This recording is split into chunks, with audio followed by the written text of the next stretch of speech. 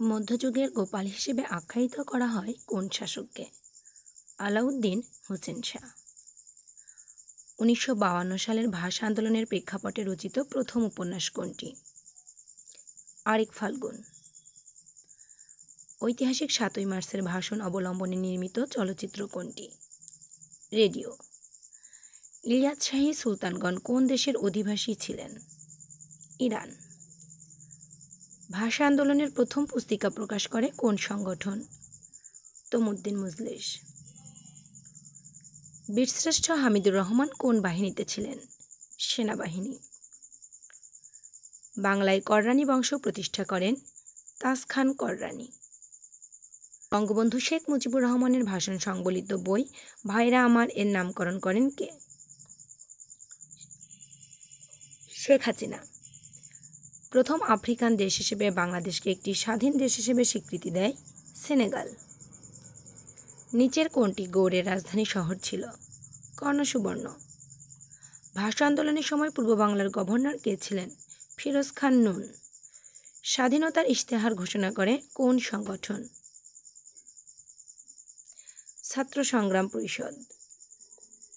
৭৬-এর মন্বন্তর নামে দুর্ভিক্ষ ইংরেজি কত সালে সংগঠিত হয়? 1770 খ্রিস্টাব্দে। কত সালে জাতিসংঘ সাধারণ পরিষদের অধিবেশনে 21শে ফেব্রুয়ারি আন্তর্জাতিক মাতৃভাষা দিবস হিসেবে পালনের প্রস্তাব পাশ হয়? 2010 সালে।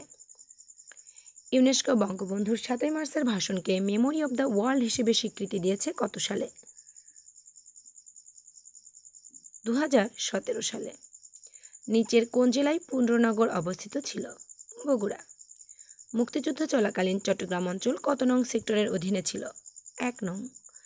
মুজিবনগর সরকারের উপদেষ্টা কমিটির আহ্বায়ক কে ছিলেন? তাজউদ্দিন আহমেদ। বঙ্গভঙ্গের সময় ভারতের গভর্নর জেনারেল কে ছিলেন? Lord Curzon.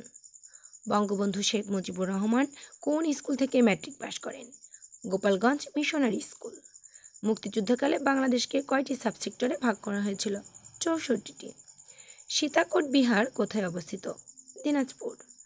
আমার ভাইয়ের রক্তে রাঙানো 21শে ফেব্রুয়ারি গীতিকার হলেন আব্দুল গাফফার চৌধুরী। অপারেশন জ্যাকপট পরিচালনা করেন নৌবাহিনী। জাতিসংঘের সাধারণ পরিষদে বঙ্গবন্ধু শেখ মুজিবুর রহমান বাংলায় প্রথম ভাষণ প্রদান করে 25শে সেপ্টেম্বর 1974 সালে।